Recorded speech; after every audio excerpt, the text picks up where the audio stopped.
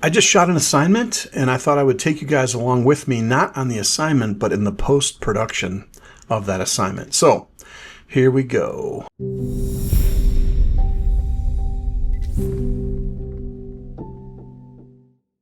This is the file folder on my card. I'm just going to drop it onto Photo Mechanic, and Photo Mechanic should load in a second. Hopefully you didn't get too much of a glimpse of my nasty desktop, which looks like the inside of my brain scrambled. You'll note that it's a little slow to load because these are all HEIF files. I shoot HEIF files almost all the time because they're so much better than JPEGs, and I think so much better than RAW files. So I'm going to show you everything so you can see how I get, to where I'm going. So this first frame is, and by the way, I'm using the A7 IV, which I love. I love that camera. It's amazing. I'm using the 8514, and I'm using high-speed sync with the Westcott FJ402 flash units. I've got two of them. So I'm at 1,000th of a second at 1.4, and that gets me the room light on both sides of this gray wall with this big UT. And so anyway, the first frame, clearly the flash did not go off. Flash didn't go off again. Then I pointed at the floor, and of course the flash went off. So now I'm a little overexposed. And you can see I'm at 125 ISO, 1,000th at f4. So here we go. You can see the light bank here. This is just me testing. So you can see the front panel of the light bank. By the way, this is a new light to me, a light modifier. It's a 42-inch Octa from Westcott. It's really inexpensive. I think it was $89, and it's 42-inch Octa. It's really cool. It's very lightweight. It's easy to ship. It's very easy to assemble. It's one of the easiest light banks I've ever had to put together. Now, the build quality is not as good as the Beauty Dishes, but it's still quite good. So here we go. Now I'm getting the exposure close, kind of walked in a little bit better, and I'm now increasing the light from my primary light. And now I'm kind of looking at framing, and I'm continuing to look at framing, but I'm also now looking at the front light still. And then now I'm getting close. So I've just added like a stop and a half of output to get to here, and then I'm still testing here, but I'm getting it close. And then I think I'm in auto white balance still. And then I finally get to where I have that turned off. And so you'll notice that it's a square now. And on the larger file cameras especially, I love the fact that I can just go in and change it to a square 1-to-1. And this is like an instruction that was given to me by the designer of the magazine that I'm working for. And so she basically sent me an email this morning, and it was actually a picture of that she drew on a sketch pad. Here's that picture so you can see what I'm talking about. And so she wants two options. She wants a square to run up high and left, or she wants a full-length picture. So I started with the squares, and I love squares because I used to love shooting Hasselblad. And I remember when the A7R came out for the first time, I was so excited because I knew I could shoot squares again like I used to. And so here she's, and this is completely unedited, so she's talking still. And now we're into it. So this is that's a good frame. This is, yeah. So now we're kind of getting warm. Now there's a great smile. That's really nice. Now, problems I'm seeing like her arm is too lit up. It's kind of facing the light more. But I can fix that later. That's not a big deal. But notice the informal balance between the UT in the background and her. Squares are really easy to deal with for designers because they just work. They just always work. And this is where I sort of got my act together on the windows on either side, this window light coming in. And I'm kind of getting to this. And I love the look at 1.4. I really love the 150 to the 50 to 150 zoom, and it's my primary portrait camera. But today I just brought a 55-1.8, which is an absolute old school Zeiss lens in the system. And then I brought the 85-1.4 GM2 lens, just because I hadn't used it in so long, and I thought, this would be a good time to use it. So I had no regrets there. Nice. That's a nice look. And now you can see her smile is leaving a little bit now. She's been smiling too long. So I kind of said something and she brightened up again. Here's a half blank, which we'll delete. That's a good look. I asked her to tilt her head to her right a little bit, the top of her head. And notice how this frame is better than this one, so I'm going to delete that one. Oh, there's a really good smile. So this is not as good as this one. This is really good. That's like where you kind of feel like you're really getting her personality a little bit.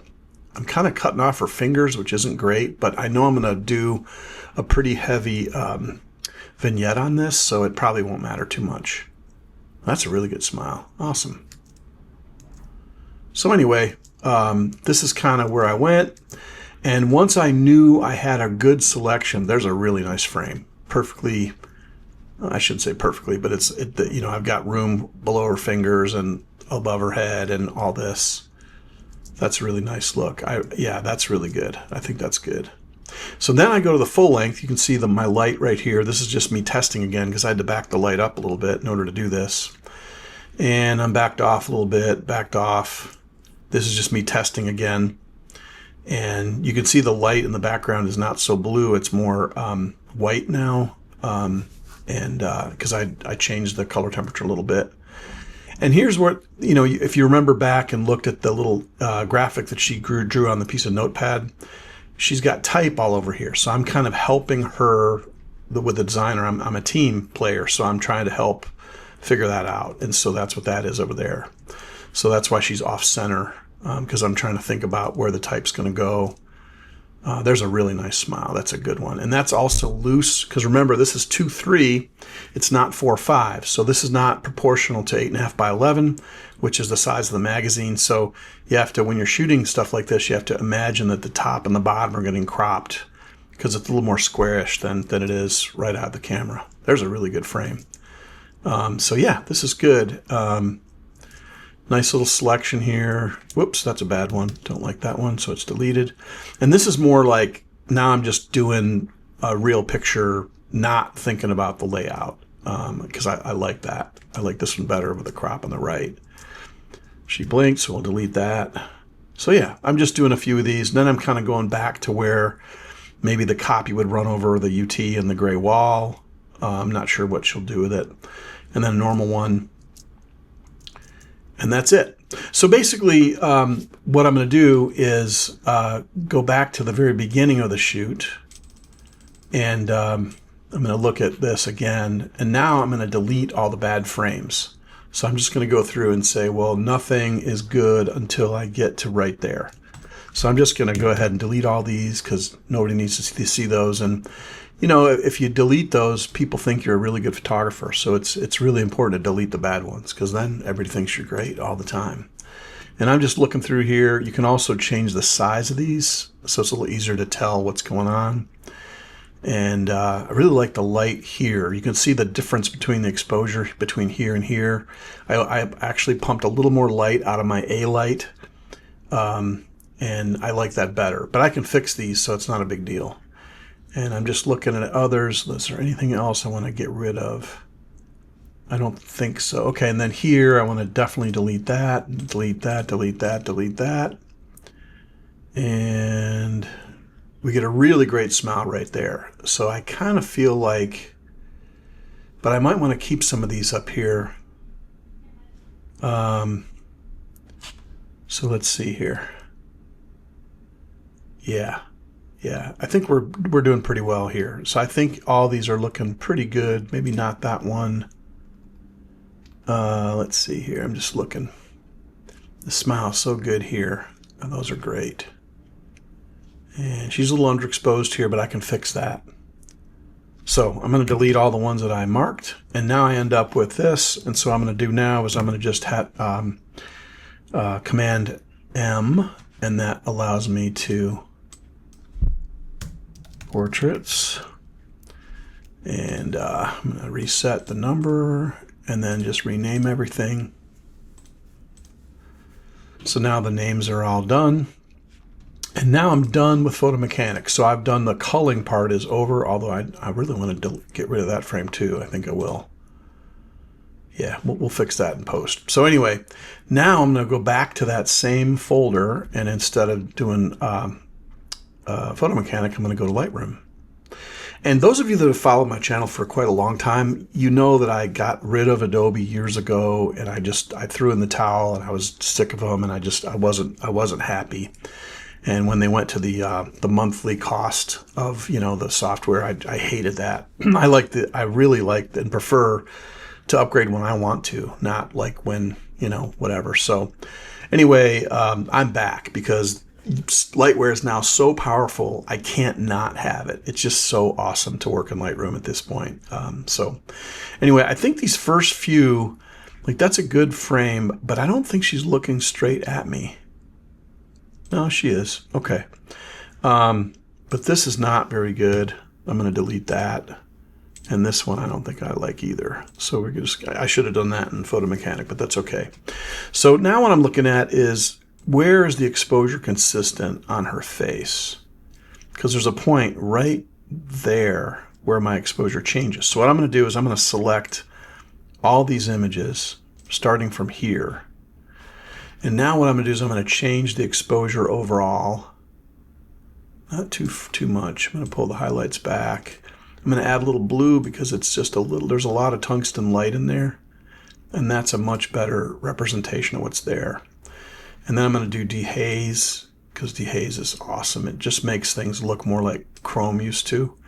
And then I'm going to pull in the vignette. Not terrible strong, but pretty good. Now I'm going to hit Command C, which is copy edit settings, as you can see there. And then I'm going to roll down to where the exposure changes, which is right there. So I'm going to go to here, hit the Shift key, and then paste edit settings. And you'll see that all those changes that I did in that one frame now have been applied to all the rest. And this is why Lightroom is so incredibly powerful. It really is. So now here's my new exposure. And I'm going to go back in and look here. That's too bright. Let's see here. I'm going to pull the highlights down a little bit. Come back with dehaze. Add a little bit of blue. Not a lot, but it needs a little help. And then I'm going to vignette. Yeah, that's pretty strong right there. I think maybe a little more blue. Yeah, that's good. That looks really nice, I think. So I'm going to go ahead and copy that, and then I'm going to roll along until that exposure is done. And so you can see I don't spend a huge amount of time in post because I can copy and paste these settings across all kinds of images, which is really cool.